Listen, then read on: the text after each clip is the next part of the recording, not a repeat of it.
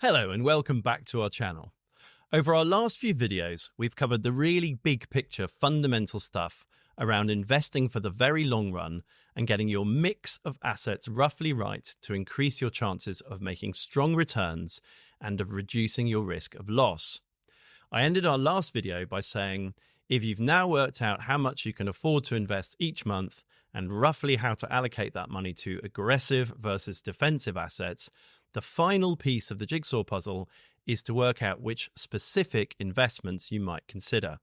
So today we begin to look at this next key topic. As we think about specific investments, one of the first crucial points I want to stress in today's video is the very significant benefit of keeping things simple, particularly as you start out. There are obviously many thousands of things out there that you could invest in, and given how many options there is a serious risk of paralysis by analysis. One of the biggest enemies of investment success is inertia, and the fact that this prevents so many people from actually doing anything at all. Making things unnecessarily complicated so often causes people to give up and do nothing, with disastrous results for their ability to become wealthy over time. Millions of people have fallen foul of this, and actually probably tens of millions in the UK alone. I've lost count of the number of inexperienced investors I've interacted with in the last many years who have not yet done the basics, such as set up a regular automated savings plan, get to grips with their pension, or put money in a plain vanilla stocks and shares ISA account, yet who've spent untold hours trying to learn incredibly complicated trading strategies, for example. This has been particularly prevalent in recent years with the rise of the crypto space. And because of this, today I wanted to say a few words about crypto before we move back to looking at the more conventional investments you might put in your pension and ISA accounts, not least given that I know how many people are interested in crypto and how often I get asked about it.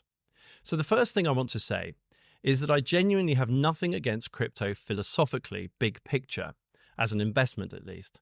It's certainly an interesting asset class and blockchain technology in particular. But that said, crypto is a highly specialist and complicated asset class.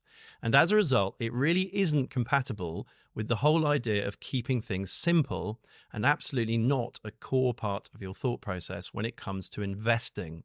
I covered this broad topic a few months ago in the video where I looked at investing versus trading. But I think it bears repeating given what an important point this is. Remember, if you decide to get involved with crypto or trading, you will be competing against highly trained professionals with enormous resources at their disposal. The most successful players in this space employ incredibly intelligent, highly trained specialist traders with billions of dollars. And as I've put it many times over the years, you're very much going to be a white belt fighting black belts if you decide to get involved with crypto or trading. And this is a big part of the reason why it's estimated that as many as 70 to 80% or more of retail investors, i.e. normal people, have actually lost money in crypto, even though the Bitcoin price is up significantly over the last many years, of course. Too few people understand this fact.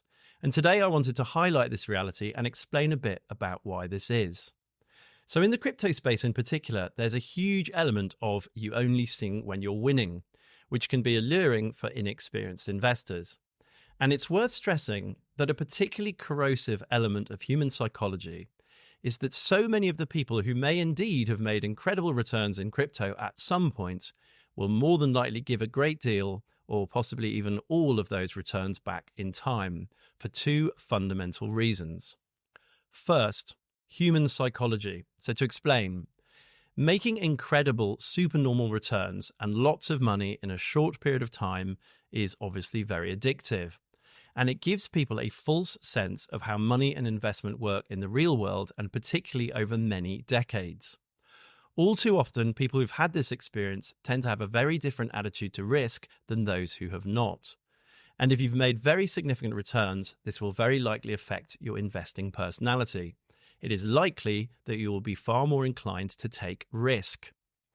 Rather than celebrate their good fortune by taking profits and investing in more conservative and less risky assets, all too many people who have had this experience continue to swing for the fences.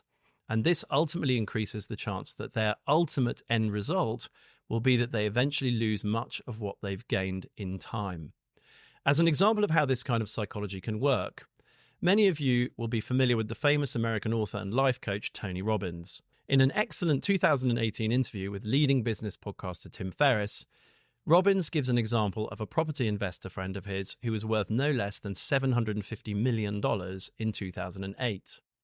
Crucially, that person failed to rebalance his wealth into more conservative investments and put everything on black, ironically enough, in the Las Vegas property market. Within a few months later in 2008, he ended up losing everything, owing the banks more than $400 million and going bankrupt. This is absolutely crazy to me when you consider that his original $750 million could have given him and his family a fantastic standard of living for generations, effectively forever, invested sensibly. All too often, you can see the same kind of mentality at play in crypto and trading. People in the crypto world have a tendency to cite point-to-point price movements as performance numbers. As in, look, if you'd bought Bitcoin or Ether or Cardano or some hot altcoin on date X when it was trading at price Y, you would have made 10 or 20 or 50 or 100 times your money by now. You could be a millionaire, etc., etc. The trouble is that investment returns just don't actually work like this in the real world, i.e. in the world of trying to grow your actual wealth over time. And the reason for this is in large part due to something called volatility, the extent to which a given financial asset moves up and down in price over time, and how this volatility interacts with human psychology at a very fundamental level. The fact that any asset price has moved from point X to point Y over a certain amount of time is only of relevance to your ability to make money if you've bought that asset at point X and crucially sold it at point Y. If a certain financial asset travels from, say, £10 to £100 over a period of time, say a few years, and does so slowly and surely in a reasonably straight line, then you have quite a high chance of making significant positive returns. Perhaps you missed it at £10, but then bought it at, say, £20, £30, £40, or £50. If it's now at £100, those are all obviously great results for you as an investor. But what if during that journey from £10 to £100, that asset has been massively volatile along the way? So, for example, what if it's often gone up and down by tens of percent and sometimes even just during the course of one day? Or what if it peaked at £200 before coming back down to £100? When this is the case, there's actually a very high chance statistically that you will actually lose money in that asset. So you might have bought it at £190, for example, and now be down nearly 50% on your investment. Or perhaps you bought it at £80 a few months ago, but sold out of it at £20 when it cratered because you were worried at that point it might be on its way back to £10. Even though the asset in question is up from £10 to £100, which is of course a fact, back in the real world, there's a fairly high chance that you'll actually have lost money along the way. Even worse, you might have endured the horrible experience of that asset zooming all the way back up from the level at which you sold it in panic. Volatility makes it all too easy to lock in a large loss and then sit miserably on the sidelines as you watch the thing you sold in panic go up massively afterwards. I've seen this reality so many times in my career, most particularly in the dot-com boom of the late 90s, and the same thing again, although arguably even more turbocharged in the crypto space in recent years. The more volatile an asset or asset class is, the more likely you will fall foul of all the points I've made before about how imperfect human psychology is when it comes to investment. The fact that an asset has gone from price X to price Y tells only one story. It doesn't tell you anything about the thousands of other stories that have happened to real people in the real world along the way, and the fact that the majority of them have actually lost money. It is perhaps also worth mentioning that it is only in the crypto world where it is legally permissible for people to talk about and post about these sorts of point-to-point price moves to encourage you to invest.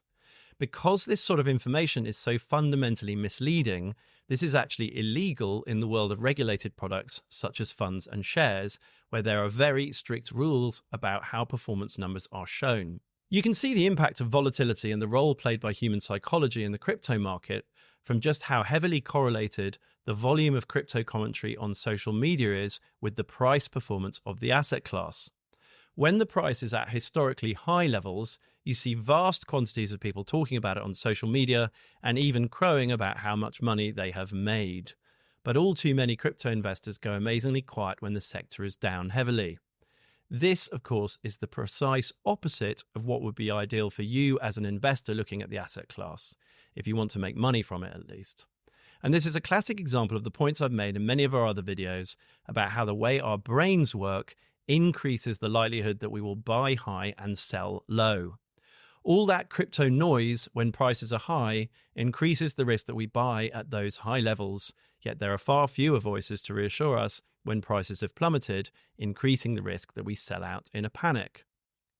To conclude on this, the very clear record of history is that in the long run, it's hard to make money in very volatile assets purely because of how our brains work, and particularly for amateur investors. So the second fundamental reason that crypto profits may prove elusive in the long run for many people is the extent to which these returns tend not to be based on any kind of real underlying economic activity. Most of the money made in crypto is what is called zero sum.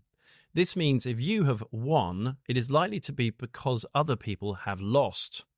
By contrast, as I've explained many times over the years and in many of our recent videos, the great thing about real investment is that you benefit from human progress and real economic growth. The ultimate reason stock markets go up over time is not because you're ripping someone else's face off in a trade, but because of the development of the economy in terms of real, tangible things. We create real economic value as a species by building buildings and factories, launching ships, selling tickets to concerts and football matches, developing new software, curing disease, and thousands of other similar things which generate a real, tangible economic outcome and real wealth as a result. This is completely different to making returns in some kind of crypto investment, and I would argue fundamentally more ethical as an activity as a result, because more often than not, there's unlikely to be any real economic progress and wealth creation that underpins the return from crypto. You will only have made thousands of percent because someone somewhere else in the world has lost money. A few of the leading crypto projects may have real value. Bitcoin, for example, may have a real role to play in the fullness of time as an alternative to the fiat currency system, and to a certain extent it already does. And there are plenty of other projects which may have viable use cases in time. It seems highly likely, however, that most won't, and I've written about all of this before. Lots of fans of crypto argue that it will be just as big as the internet, for example, and this may well be true. But this doesn't mean that you're definitely going to make money out of it. And the reason for this is that you don't know who the winners will be. The internet is massive, but here is a crucial point. People investing in the dot-com boom in the late 1990s had a far higher chance mathematically of investing in companies that then went bust or fell 90% than in the tiny minority of companies that are now enormous household names, for the simple reason that there were considerably more of the former than of the latter, and this is what happens in investment. How would you have known in 1999 that Google was the one to own rather than Excite, Lycos, America Online, or Yahoo, for example? Or that Apple, which was not even yet in the mobile phone business, would end up dominating that market and destroying the giants of the day, such as Nokia and Ericsson? Facebook was 5 years away from even existing in 1999. And my point here is that even Bitcoin or Ethereum, the best known assets in the space and arguably the safest and most blue chip as a result, could very well be the AOL and Nokia of crypto investment and disappear entirely one day. The overriding winner in the crypto space may not even exist for another decade for all we know. Crypto is an extremely volatile and complicated asset class, and there is still plenty of uncertainty about who the winners and survivors will be. So given these considerations, it is something you should only do with a small amount of your capital and only after you've put the more fundamental building blocks in place first, using the asset classes that have been with us for more than 2 centuries and which are related to growth in the real economy. So next time, we'll turn our attention to some of those more fundamental building blocks. As ever, If you want to ensure that you're one of the first to see our videos when they're published, please do click the subscribe and bell buttons. And if you'd like to hear more from me, please do feel free to connect with me on any or all of LinkedIn, Facebook, and Twitter or X. Until next time, I wish you the very best.